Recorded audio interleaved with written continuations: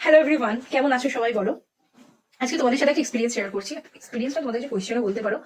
আমি জানি না তোমাদের কার কার সাথে এরকম হয়, আমার সাথে প্রচুর হয়। যে যখনই ভাবি যে না চলো এবার অনেক হয়ে গেছে, সমস্ত ফেস্টিভ্যাল সবকিছু কেটে গেছে, এবার একটা হেলদি স্টার্ট করবো, খাওয়া দাওয়া কন্ট্রোল করবো, মেনটেন করে থাকবো, তখনই যত বিয়ে বাড়ির নিমন্ত্রণ, যত কাজ, যত বেরোনো, সবকিছু একটার পর আসতে থাকে, মনে পড়তে থাকে।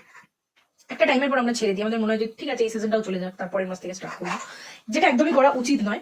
এগুলো আসতেই থাকবে, পরের সিজনেও আবার হয়তো অন্য নিমন্ত্রণ আসতে পারে, আবার হয়তো প্রচুর কাজ এসে যাবে। তো থেমে যাওয়া চলবে না, তো সেইভাবেই আমরা সবটা স্টার্ট করছি। তো চলো দেখে নি এত কিছুর মধ্যেও কিভাবে আজকে সারাদিনটা আমি কাটালাম আর কি কি খেলাম তোমাদের সাথে ঝটপট করে শেয়ার করে নিচ্ছি। ঘুম থেকে উঠে সকাল সকাল খেয়ে নিয়েছিলাম জিরের জল, তারপরে 1 কাপ ব্ল্যাক টি উইদাউট সুগার। আমার বেরোনোর ছিল, ক্লাসে যাওয়ার ছিল, ওই জন্য সকালবেলা আমি খেয়েছিলাম ভাত, ডাল সেদ্ধ, ঢ্যাঁড়স ভাতে আর আলু ভাতে, সেটা যতটা আছে তার থেকে একটু কমই খেয়েছিলাম, আর একটা মাছ ভাজা। তারপর রেডি হয়ে বেরিয়ে পড়েছিলাম। ফেরার সময় সেরকম কিছু খেতে ইচ্ছে করছিলাম বলে পেয়ারা মাখা খেয়েছিলাম। তারপর বিকেলবেলা 1 কাপ চা বিস্কিট খেয়েছিলাম। তারপর যেহেতু বাইরেই ছিলাম, আমার খুব খিদে পাচ্ছিল, ওই জন্য 1 প্লেট পাওভাজি খেয়েছিলাম।